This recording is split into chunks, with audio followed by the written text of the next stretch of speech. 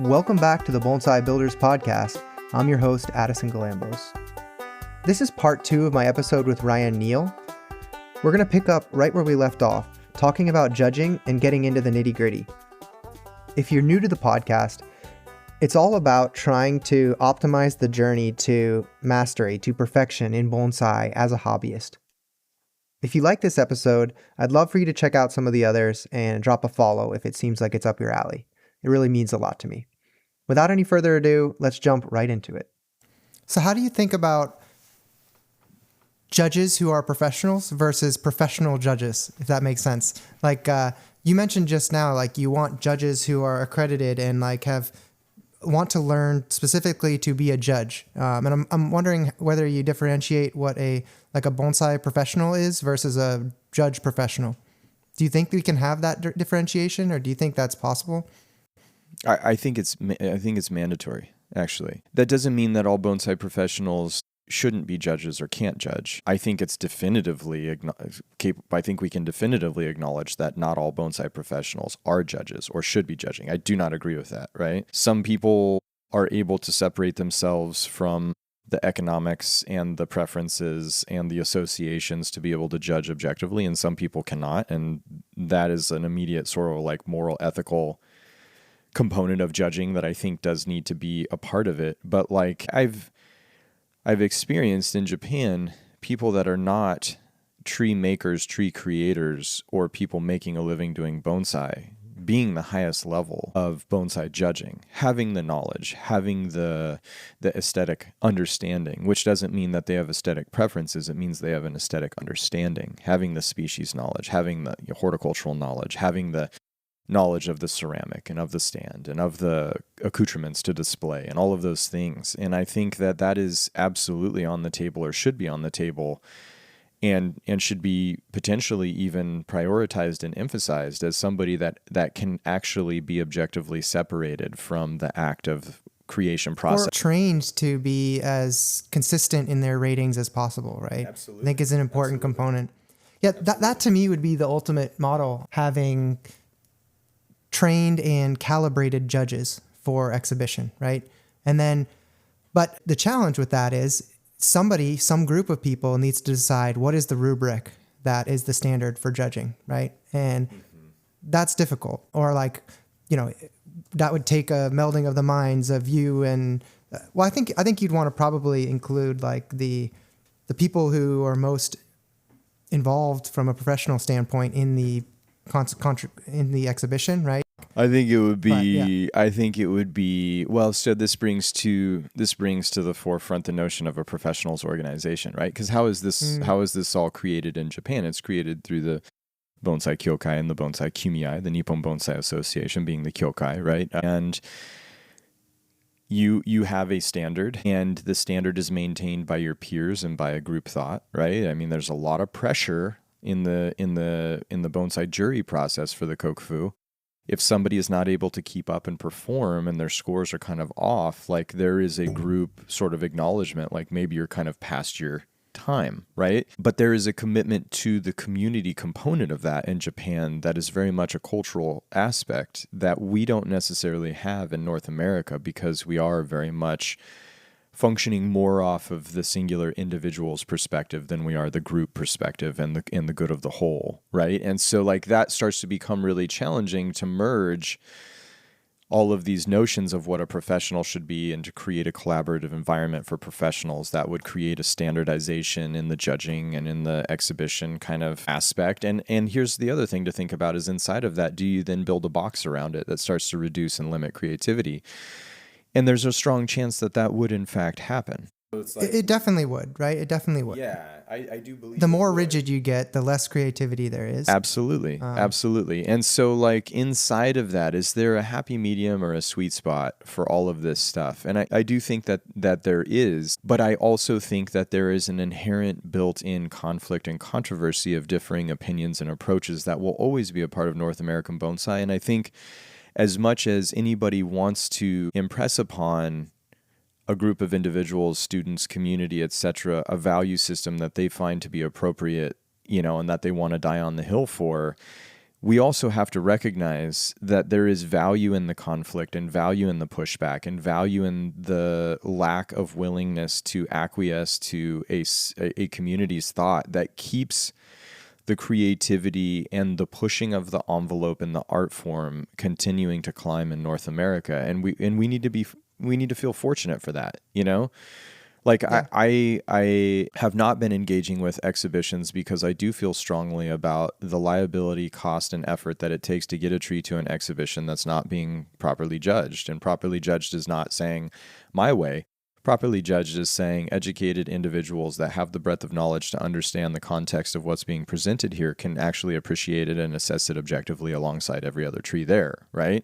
And that might not look exactly the way I want it to, but I wanted it to be better than it has been, and I think that quality is climbing. And so I'm saying, okay, all right, well then I'll come to PVE next time, you know, and maybe I'll exhibit a tree because I can see that Jonas and Eric are working hard, and it might not be exactly what I want, but like, I really appreciate in the United States that I can speak my piece about judging, and more than complain, I tried to speak my piece about judging and provide constructive criticism of what I wanted to see change. I did it, you know, on our educational platform. I've spoken my piece on the podcast, and I think that being vocal about that has elevated the level of the conversation around judging and has led, you know, kudos to Eric and Jonas for continuing to take it seriously and wanting to do it well. It's led to improvements, whether that was because of me or because of other people or because the conversation is just more public. Like, it's advancing the thought and it's changing the priority put on that.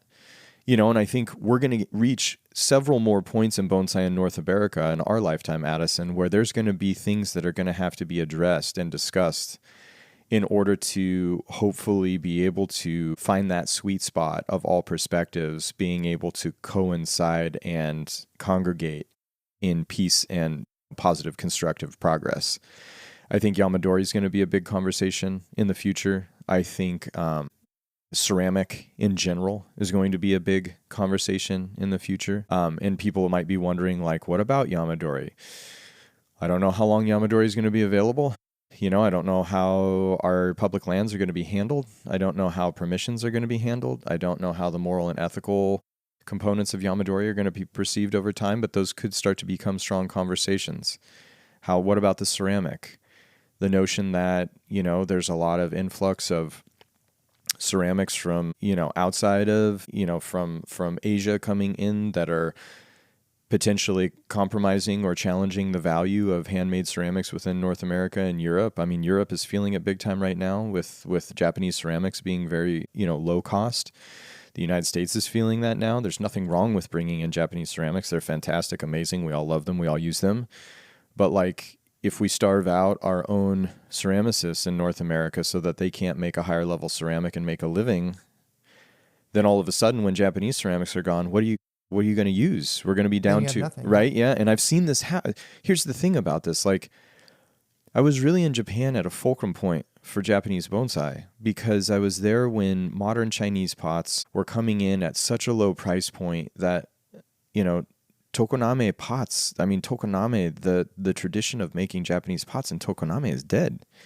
I watched it die while I was there. I watched kilns close. I watched the end of eras. I watched the end of generations, you know? And it's like I saw Europe make major shifts while I was in Japan and post-Japan. And like there's pitfalls in each of these areas.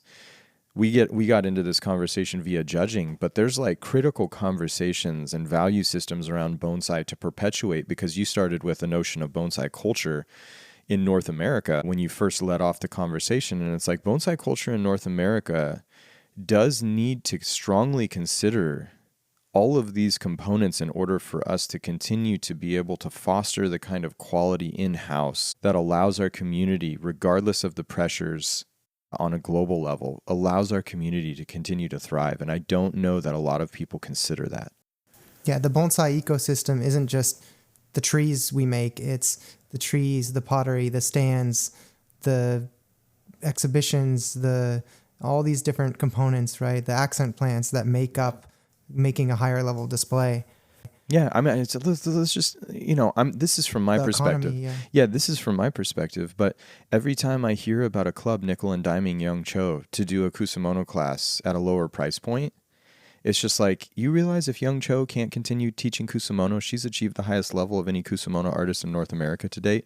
If she can't continue pursuing kusamono, that we lose that? Like, this isn't a forever thing, right? Telperion Farms, the growth of that kind of high quality bonsai stock, every time I went there and had carte blanche to load up a truck of Telperion trees, every 2 years I would do this. From the time I came back in 2010 until it burned in 2020 or 2021, whenever it burned, right?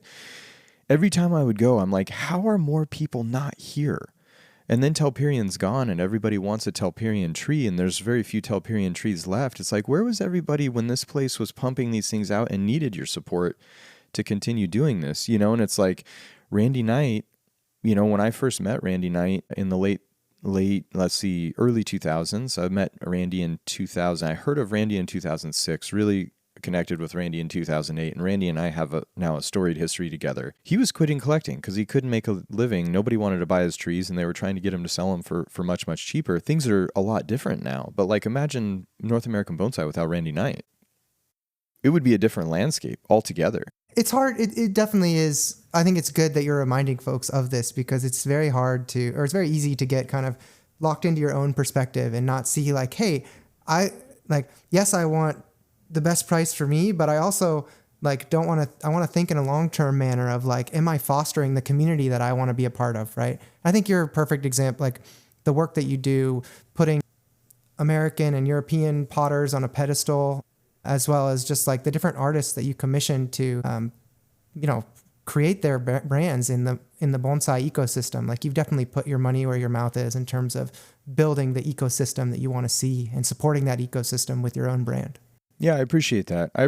And, you know, I hear pushback on the prices that Mirai charges and whatnot, but I think what people don't understand is that Mirai's business model has always been, so much like the education I provide is what I didn't have and wanted before going to Japan. The model at Mirai is creating a bonsai business that gives people what I always wanted and never had in a bonsai business. But like, I recognized if we didn't foster our community, we're not going to have a community ultimately.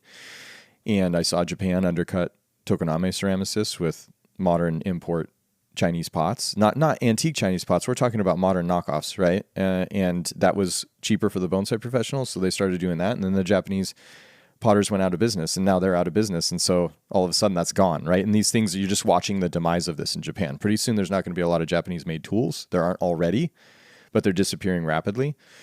You're going to have less and less Japanese made goods over the course of time because they undercut themselves, right? And when you start to think about the ceramicists, the prices at Mirai on ceramics are completely dictated by the ceramicist because we said, listen, if you let us represent you and we don't have to worry about a hobbyist in a backyard operation undercutting our costs, we won't haggle with you for price. We'll give you your price that allows you to make ceramics that supports your family, supports the improvement and elevation of your artistry so that we can see your ceramics become a mainstay of our bonsai culture. And we'll try to make enough to continue justifying purchasing the quantity of ceramics that we need to keep you going. But that was our model for ceramics. And it has worked beautifully. I mean, like I found Tom Benda on the corner of Tony Tickle's vendor booth at the Trophy when it was back at the old coal factory.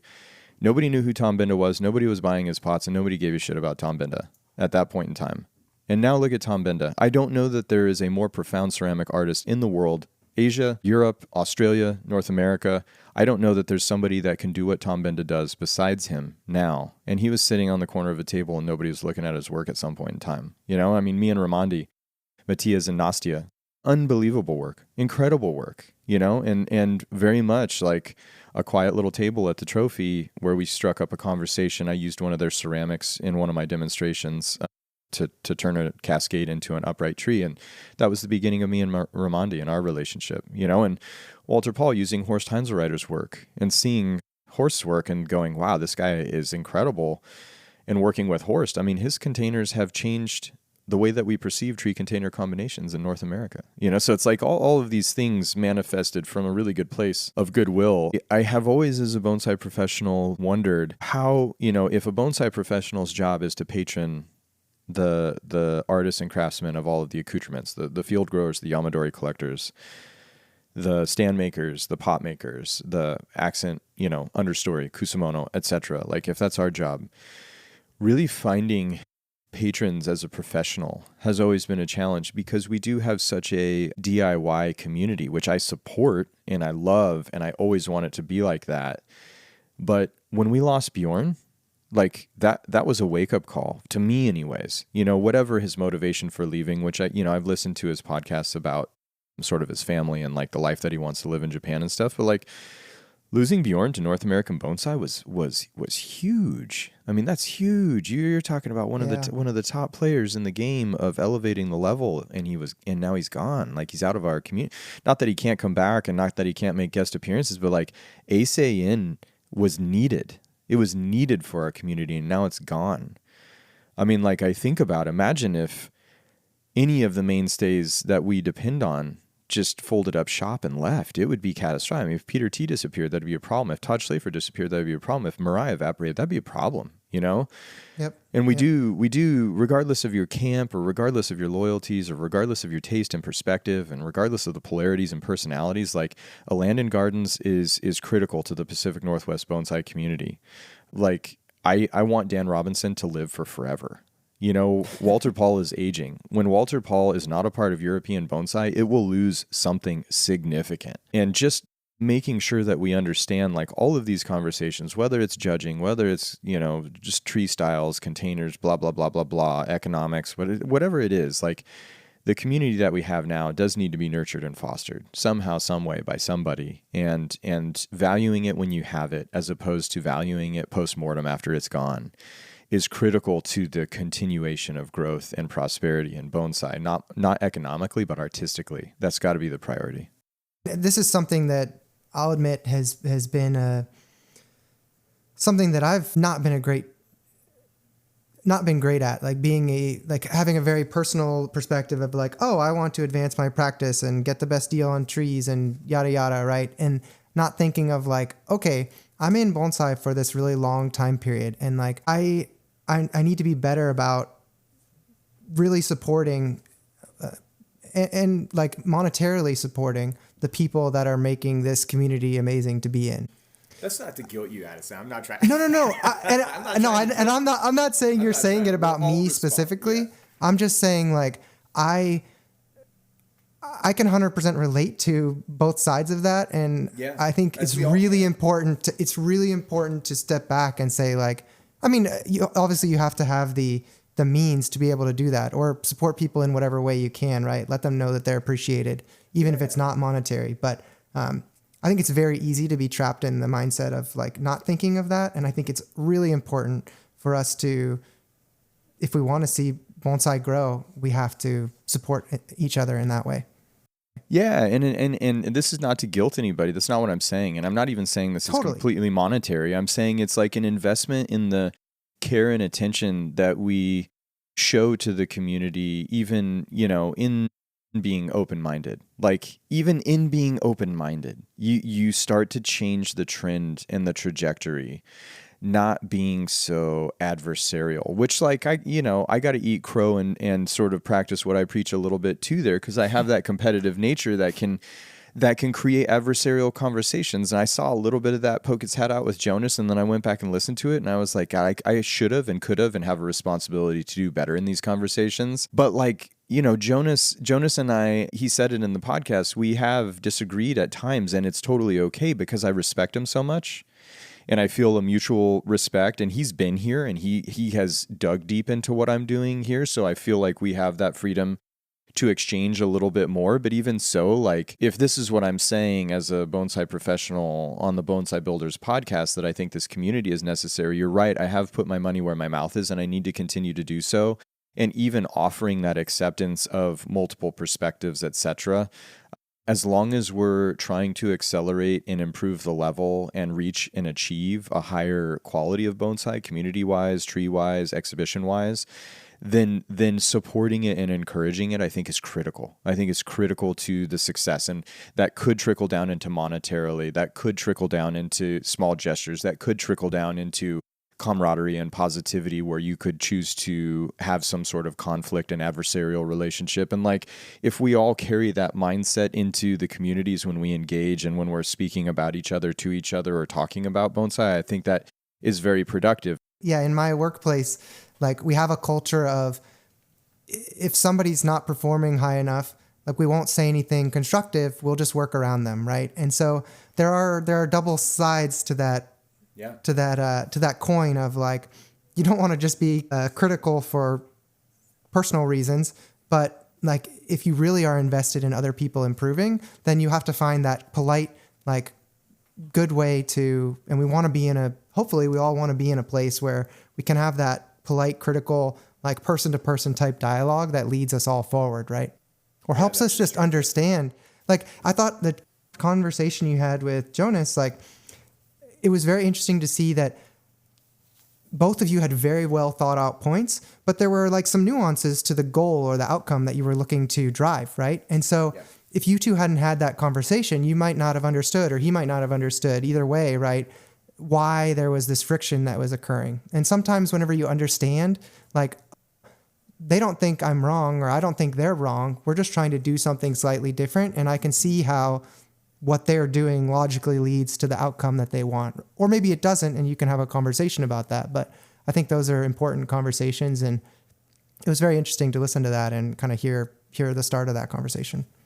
I valued the heck out of it. And I've like really craved in-depth conversations where you know, Jonas was willing to engage, and I appreciated that. And Jonas also cut me some slack because he could tell I was very passionate about it, and I appreciated that. And I also feel like I was able to give a lot of ground to Jonas and Eric and what they're doing because I recognized I had more of an understanding of what they're trying to do. And inside of that starts to clarify things, and I'm not left to my own devices to think about why they're doing it and have any sort of, you know, negativity around that. I think what I left with was like, awesome, PBE is on the right track and they're doing something really fantastic. And now that I understand it, it feels really good to engage with that exhibition again.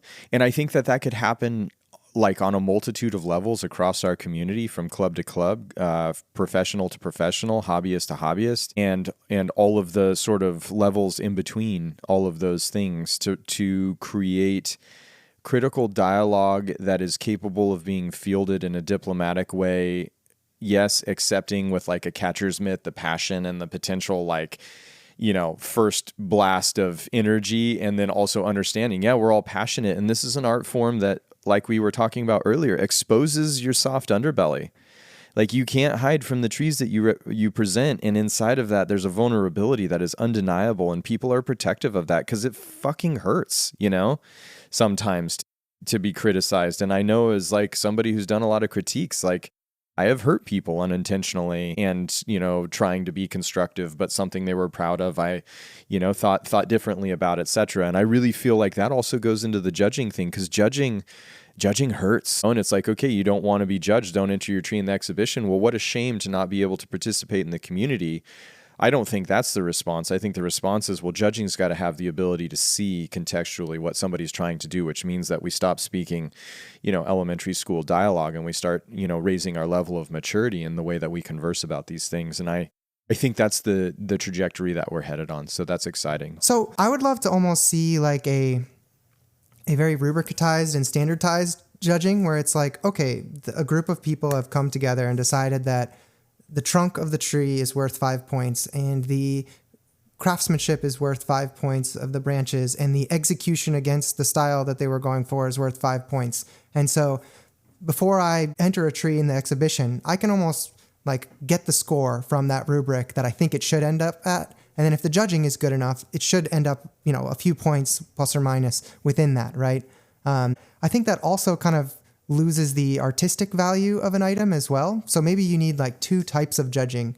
Like the thing that I thought was interesting in your Artisan's Cup judging is like you had this very strict rubric, but then you let people assign the number of points that they wanted to each component.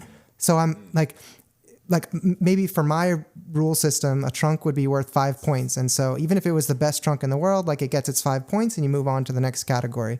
But I'm curious, like, what do you think the balance is between rigidity and like the subjectivity of the judge? Thank you.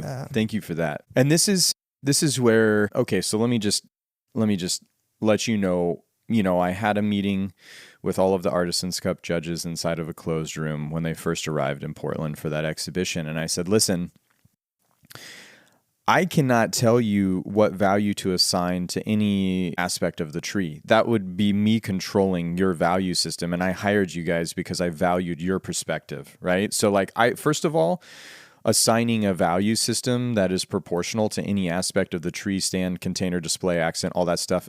I think that that's a falsity of judging, right? That now already has fucked it up. Because here's the thing that we have to understand. A show-winning tree, and this is why I was talking with Jonas about the display and about the tree and like, putting more weight on the tree or the display and stuff like that. My point to the Artisans Cup judges was that a show-winning tree should be a show-winning tree across every single aspect of that tree. So if you value the display more than the tree, a show-winning tree should have the best display as well. That's just period, fundamental. A show-winning tree should have the best accent or a high-level accent as well. A show-winning tree should have a great stand or the best stand, or a show-winning tree should have the best tree container combo. A show-winning tree should have a fantastic nabari, should have a fantastic trunk, should have fantastic branching, should have fantastic technical execution, should have fantastic artistry, right? All across the board. Or it's not a show-winning tree. So no matter how a judge values any of those prioritized areas, as long as they're consistent in their value system, then technically things that have that level, if you have judges that have different perspective and one judge values the tree container combo over the display, awesome, because another judge is going to value the display over the quality of the material, and another judge is going to value the age in the mochikomi over the technical or the material value, and you take all of that combination of value system and then you run it through the scoring process, right? I would really love to see the actual numerical tests that Jonas did with the hobbyists versus professionals. I would love to see that. I would really love to see the tests that he did of scoring systems that had a 100-point system, 50-point system, 20-point system, 10-point system, and 5-point system, to say that the 5-point system was the most accurate or that they did not change. I accept that what he's saying is true. I just have a hard time. I do have a hard time believing that based on experience and also based on having done my own show and seen the outcome and having done several shows judging and seen other judges' outcomes. One of the interesting aspects of the trophy is I end up seeing all of the trophy scores from all of the judges. Every time I've done it, I've seen all of the scores from all of the judges because we all come together and share our scores. And I don't see the same thing that he's saying he saw in his test results across a very large test group. And that's not to say that he's not telling. I believe Jonas. I believe that that's what he's seeing. I would just like to see it to know for myself that is what's happening in this context of this exhibition in North America or these sample groups being taken, because I do find when you're given a wider breadth of opportunity to represent value systems, 5 points when you're saying, listen, to take 1 point off of a score is 20% of the score. So whatever you value or devalue, 20% is assigning already a value to a demerit or a merit. But if you have a 100-point system, now all of a sudden a good Moss job, not a great Moss job, maybe takes off 5 to 10 to 15 points. A good container versus great container takes off 3 to 4 to 5 to 7 to 8, right? And you start to calibrate, and then you say, that's very hard to do. This is why you need professional judges, because absolutely it's hard to do. When I judge an exhibition, if you saw my scorecard for the first PBE exhibition, first of all, I was amongst the first to start, and I was the last person to finish. And I changed those scores 3 to 5 times on a majority of the trees there because it took me that long to calibrate and walk through the show. When I did the UBI event in Italy, in Turin, and we had the 100-point system, that took me 3.5, 4 hours to judge a 52 tree show. And I had to go back several times because I was calibrating and learning from the show as I was doing it. And my job was to be a judge. And here's the thing, in Italy, I'm not saying you're going to get killed for bad judging as a foreigner, but I'm saying there's a threat that if you really do a poor job and you can't stand up for your point system, there's problems in Italy. So that was like a super intense experience to have that and know I had to be on point and know I had to justify my scores. I think that's the level that we should consider judging at. I do. I think when it's like, yeah, I'm going to judge. I don't really know. I haven't judged much, but this is fun and I like being involved instead. This is great. It's like, that's awesome on a club level. That's awesome on a club level. But when we go regional and we go national, and I understand Jonas and Eric are pursuing more regional, there needs to be a little bit more accountability, and I think that's where the transparency component comes in. But I would really like to actually see those numbers to know for myself, oh yeah, okay, you did this research and that's what happened. Because it's tough to say that a 20% demerit or merit is able to take into account all of the accoutrements of a good bonsai display at a high level exhibition. But do you think a hobbyist can even, has the ability to judge that finely? Like, I would agree with your point that a more experienced practitioner or like a professional or someone who's trained as a judge could use that range of scale more effectively, right? I agree. But like, yeah, I agree. I mean, the Olympic maybe system with at the least has hobbyist, 10. like- The Olympic system at least has 10. That's one of the longest standing judging circumstances that we have, right? Mm-hmm. I mean, they at least have 10. So if you're saying like, as far as like accuracy, one of the, boxing, MMA, at least they have 10. You know what I'm saying? That it's not like limited. Yeah, 10% grade versus 20%. And then the other thing I think is like, do I think that the hobbyist can do it? No. Do I think it builds community? Yes. Do I think it starts to foster interesting things? Yes. I do think that's a club level thing. Like Boone started this with Bay Island Bonsai, and I think it's one of the greatest things that he did with Bay Island Bonsai because that's how you learn bonsai. I think there's an awful lot on the line when you're getting top level practitioners putting their very best tree into the exhibition. And I think it does demand that level of scrutiny. And really where I look at that is I do see prize-winning trees at any exhibition that I think are controversial enough that I have a hard time believing that the professionals and the hobbyists chose the same trees to win the prize. I have a hard time believing that. I really do. I would love to see it on a scorecard to actually believe it. And that's where transparency puts all of this to bed. If the scorecards are completely transparent, like with the Artisans Cup, I screwed up. There was a tie for third place and I missed it, and we had to eat crow and take accountability for that. Connor Jensen's white pine deserved notoriety as a third place finishing tree. We absolutely gave that and took accountability for that. That's okay. It's okay. It's okay for there to be mistakes. It's okay for there to be inaccuracies. Transparency is what makes it all okay. So like in the judging, to have that kind of transparency, for a judge to have to defend his scores and for the participants to put the judge on the hot seat and the participants be able to ask the judge in a public setting, why? What happened? I want to know why the bald cypress got such a low score in the first PBE. I mean, that's an insane bald cypress, and it was like one of the lowest scored trees in the entire exhibition. I want to talk to the people that scored that tree and say, what are you seeing here? Because I don't understand. Process there, I want to know, and I want to give that to people whose trees I'm judging. Honestly, I want that opportunity. I think it's fantastic. Yep. I talked with Jonas a good bit about this recently. As a hopeful exhibitor at some point, like I would really value being able to, like, if my tree scores 63rd or whatever out of 75, like that doesn't tell me how I could have improved or how I could get better. It says like, hey, the other people in the exhibit who have dubious or varying levels of education rated it poorly, but to me, it'd be much more meaningful as an exhibitor to get back like, Ryan Neal said this was wrong with your tree, or these are areas of improvements, or this was what was executed really well, right? And then I can continue to get better, right? So I would love to have either more granularity into like the components of the tree that did well and didn't do well. And then I'd also love to have, the Artisans Cup critiques are just like, I still go back and listen to those. Yeah. That type of thing would be amazing to have from an exhibitor standpoint, much more valuable to me than here's how fellow exhibitors scored your tree. And I'm like less concerned about like winning or losing and more about like, how do I continue to get a barometer for how I'm doing in my like tree building process so I can continue to improve. Well, and think about this too, Addison. Like I valued the conversation with Jonas so much, and I value the conversations that I have with everybody that I talk to, but talking with other bonsai professionals when you can go super deep is like how a professional grows.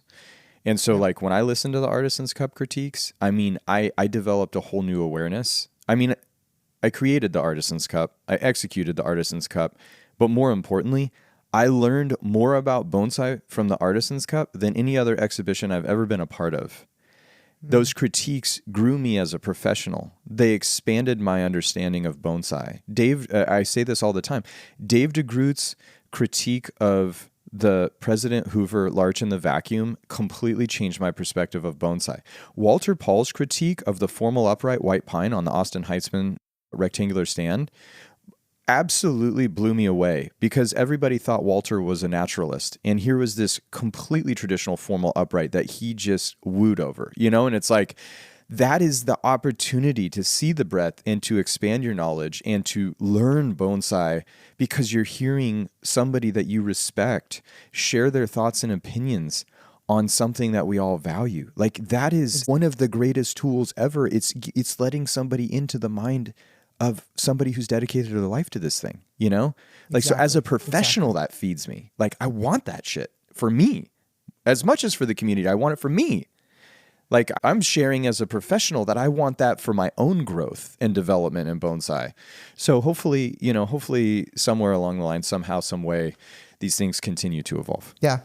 I mean, for the PBE specifically, like, I know, I love what the PBE is already. And I know, and like each year, Jonas and Eric and Andrew have been improving it and adding different features and functionalities. So I'm really excited to see where it goes to. I think it's a really compelling event for the whole region and the whole West Coast. Dude, here's the thing about it. Like, there's so much conversation about PBE because we are opening these discussions, and Jonas is willing to have these talks, and Eric and Andrew and Jonas are receptive to this feedback. This is only feeding PBE getting not only better, but bigger and more important. Yep. And like, when Jonas said, I welcome the constructive criticism, he just did the best possible thing he could for that exhibition. Because look at what we're talking about. You know what I'm saying? Yep. And like, he can go anticipate seeing what's next there. It's pretty good vibes. So I was thinking about starting with this, but we kind of just jumped into the deep end. So I wanted to kind of bring it back for the end here, I guess, and say, like, when I first started this podcast, actually, 3 months ago or whatever now, I had just heard you release an Asymmetry episode with, I think it was with Gus Lynch, which he sounded like a really cool dude. I loved that talk. And I think, like, kind of offhandedly, you'd said something like, I'm not sure if it's possible to reach mastery in bonsai without doing an apprenticeship in Japan. And that was just what I had formed this podcast to kind of look into and try to optimize that journey from a hobbyist perspective. So I wanted you to kind of dive a little, like, elaborate on that a little bit. Like, what do you think are the parts of the apprenticeship that are impossible or difficult to replicate from a hobbyist perspective? And like, how do you still feel that way? Or yeah, what's your thoughts on that?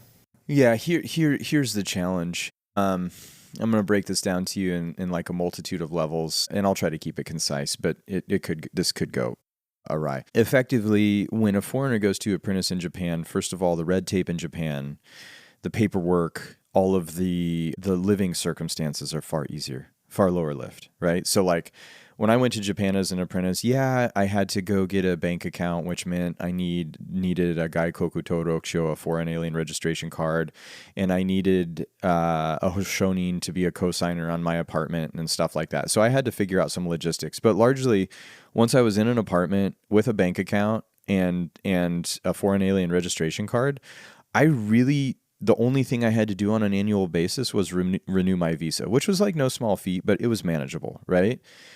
I mean, in the United States, you've got insurance, you've got healthcare, you've got rent, you've got utilities, you've got all of this stuff that demands so much bandwidth that is really hard for somebody to focus on the same level with the same sort of like shedding of all external baggage and things pulling at your thought process so that you can just focus on doing bonsai under your master's bidding, right?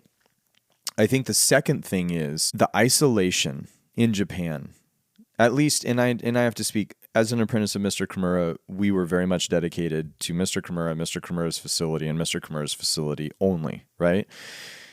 The isolation is a tough thing to deal with in Japan, but it's one of the most constructive when you're trying to create a system where you compress thought and aspiration into this tightly wound ball that once you free that, it's like a can of worms where it just kind of explodes and there's no putting the worms back in the can. And like, you see the people that are going to be successful at bonsai coming out of Japan because you see the can of worms erupt. And how long can that fire burn depends on how strategic that individual is about what they want to accomplish, what they're going to do with their skill set, and how they apply their knowledge to bonsai with a value system that people can connect with or not.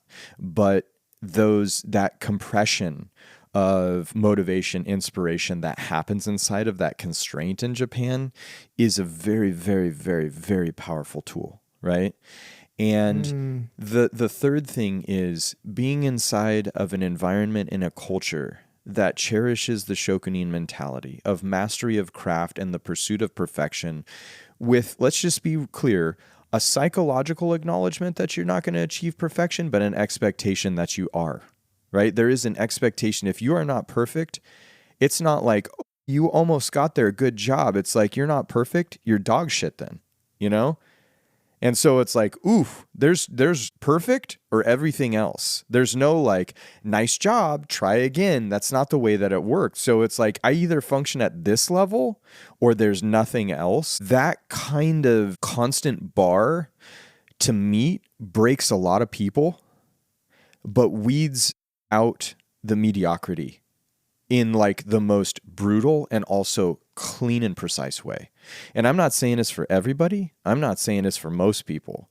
But if we're trying to create high level ability, that is how it's done. There's an unforgiving nature to high level ability where there is a brutal honesty to it. And my experience in Japan is that you can accomplish that in that culture because that is the expectation universally. In the United States, I think it is very challenging to hold people to those standards without, getting sued or potentially, just hurting somebody's feelings so much that they resent you and, plot to take you down and see your demise and celebrate on your dead corpse, So I think those three elements are really significant to how Japanese bonsai has achieved its level of elegance, or has achieved its level of elevation in the art form, and how it has perpetuated it, and also why a foreign apprentice comes back set up for success. It doesn't mean that lasts forever, because once you leave Japan, you're not under those pressures and disciplines and whatnot, and all of a sudden you sort of filter into the more comfortable lifestyle and the more, I would say, spread out attention of life in the United States or in the Western world. And then it becomes a matter of, do you have the discipline to hold it all together or execute what you want to execute? But that's different. That model in Japan is fostering of excellence. That makes sense. And I could 100% believe that. I think your point on like you almost enter this like hyperbaric time chamber whenever you go to Japan, right? It's not only that you're doing 10,000, 20,000 more hours of bonsai than a hobbyist. You're also doing it in an environment where you're moving much faster for that time period than someone as a hobbyist. So the like on the face value, it's like, oh, like I need to do 10,000 hours to get good at bonsai.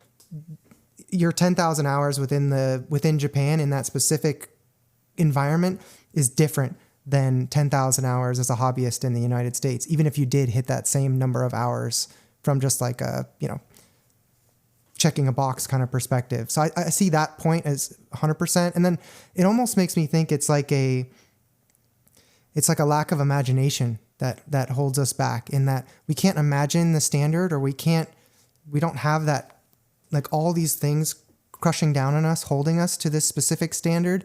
And so it's almost impossible to reach that, because you couldn't even imagine what it would be if you're not in that environment or don't have that experience. Right. And so it definitely pushes back against the ability to reach that same level in that same or even greater time period.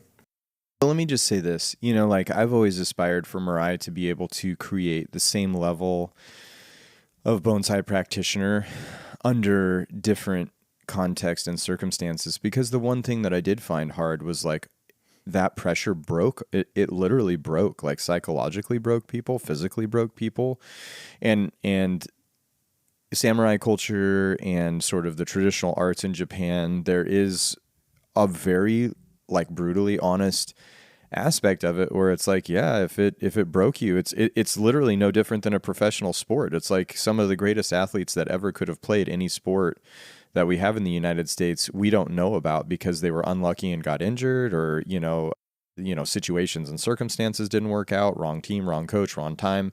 And the next Michael Jordan, is a taxi cab driver right now. Who know, what I'm saying? So like circumstantially, there are aspects to it, but I really had a hard time with the pressure of the level and the practice becoming such a negative that it broke people. And so that was like something where I was like, I don't have the ability to teach like that. I can't. I don't want to live my life on a daily basis like that, treating the art form with that much rigor and putting people under that kind of pressure. And I don't want to live under that kind of pressure either. I want bonsai to be enjoyable for me too, and so I do think that there are personalities that lend themselves towards achieving that level outside of that context. And I think it comes to working with material that's pushing you on a constant basis and having instruction that's pushing you on a constant basis. You can have the material without the construction and get 60, 70% of the way there. You can have the instruction without the material and get 70% of the way there. But when you have the material and the instruction, you get 100% of the way there. But there's going to be fewer success stories because now it hinges on that person's hunger, discipline, and desire, because you're not using the system of pressure to create that piece of coal and turn it into a diamond. You have indications of a diamond from the beginning that you hone and polish instead in a much more gentle and productive way. And so you have fewer success stories, but you can still achieve, I think it's still possible to achieve that level with the right individual. And so that's the individual that I'm constantly trying to find when I work with my students.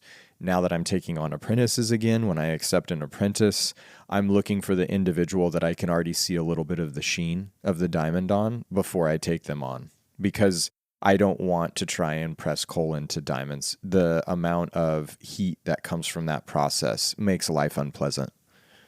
That makes a lot of sense. It's been really exciting to see you revamping the classes and adding apprentices and things like that. I mean, from my perspective, it's a very exciting time to be working with Mirai. So I'm excited that you're to be a part of Mirai during this era. Yeah, I appreciate that, Addison. I mean, you definitely have a little sheen, dude. I mean, you've got some sheen. You could be polished into a pretty pristine diamond. I definitely see it. Sam's got it.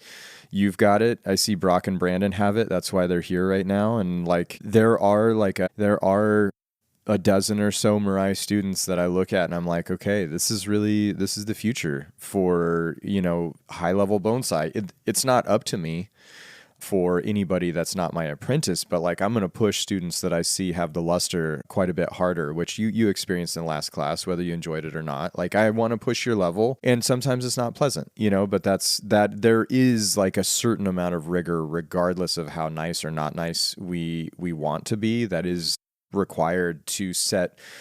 I always appreciated that the level of expectation at Mr. Kimura's was never sacrificed. Like we could be having the nicest, friendliest conversation, which wasn't like super common, but happened. Like he's a human, I'm a human. We would have moments of connection. And if I did something wrong, that would end in a millisecond. It would go back to, what are you doing? And all of a sudden it's like, oh God, I thought we were on like, he could have been like, hey, don't do it like that. Cause like, you don't want to break the vibe. There was no vibe that was worth preserving over the level of work that was expected. And I appreciated that. Yeah. I appreciated that. Yeah. Yeah. I respond really well. I like that as well. So to round things out, like if you were designing a curriculum kind of for someone starting in bonsai today that maybe has that sheen, what would you want that path to be for someone? Like how many trees would they have? What quality of trees? How many teachers? How frequently would they be getting classes? Like what would that path be? Like that ultimate path feel like be for someone in the US within the kind of hobbyist context? Yeah. I mean, to be a bonsai professional, let's just be really clear. I do think you've got to dedicate and study with one individual and learn everything they have to teach you. Right. So like if you want to hit that level, you want to see if you're one of these, unpolished diamonds, I think you got to dedicate to an individual whose approach speaks to you, and that's really where Brandon and Brock are here with me right now. And I feel like they're a good fit. I vibe with their motivations. They're both making sacrifices. And, it's a sacrifice for me to have apprentices too. So I think there's a lot of mutuality in what we're doing right now. For a bonsai hobbyist to reach their highest level, I think it is critically important to find still a teacher whose approach that you jive with, and to really dedicate to learning their fundamental foundation of knowledge. Because as a hobbyist, you have the freedom to be introduced to so many different approaches. And I think that's one of the great freedoms and luxuries of being a hobbyist in bonsai in the Western world is you can go see what Andrew Robson is doing and what Todd Schlafer is doing and what Ryan Neal is doing. And you can take all of those and sort of create this amalgamation. But sometimes the overlapping of those pieces don't make the recipe taste good until you understand the fundamentals of what it looks like to make cookie dough, right? So like if you can get one person's cycle of knowledge to make the dough, well, then you can take a little bit of the, cinnamon that Andrew puts in, or the salt that Todd puts in, or the dough that Todd makes, or the dough that Andrew makes, and the cinnamon that Ryan puts in. And you can start to make these different recipes that have a little bit more amalgamation, but you still have to know how to make the dough in the beginnings, right? So that's like my number one thing that I would tell any hobbyist is learn from an instructor and get a fundamental foundation of bonsai knowledge, and then you can start adding. You can pay attention and be aware of all of these other things and find that inspiration, but it's tough to pull in until you know how to work with the parts, right? The second thing is, look, in order to become an artist or to be able to express yourself with bonsai, you've got to master craft, which means the technique and the horticulture of bonsai. You've got to master those things by producing a prolific body of work, meaning you have to make a lot of trees so that you start to understand how you manipulate the system to actually be able to say what you want to say. And in that process, a lot of times you learn what you want to say. That requires a lot of trees. That requires a lot of work. But we all know that as a hobbyist, it's not realistic to maintain a high number of trees at the highest level. So there is this notion of, okay, well, are you trying to become an artist where you're going to sacrifice all of your trees being perfectly show dialed in at the highest level to produce the prolific body of work that allows you to master the technique and the craft so that you understand what you're trying to say? Or do you want to have a significant number of show-ready trees and a high-level collection where you maybe don't have as much contextually to say, but your trees are executed at the highest level? Those are two different paths that you go down. One requires a lot of trees with less refinement. The other requires fewer trees with a lot of refinement. And the cap on the fewer trees with a lot of refinement is 25 trees. And that's not to be black and white and hard and firm, but that is the manageable number of trees in a refinement level that a single hobbyist can maintain at the highest level. And so if you're trying to explore an art, 100 trees feels like what you're going to need to be able to produce that prolific body of work, constantly have things in motion, getting some trees to the highest level while building other trees. When one leaves, you bring in another one of a higher quality. But that 25 tree mark is what you see of like backyards of people that have exceptional collections and always have a tree that's capable of being displayed. Wow. That's amazing. I haven't heard people put kind of numbers to it before, so that's very curious to hear, very interesting to hear.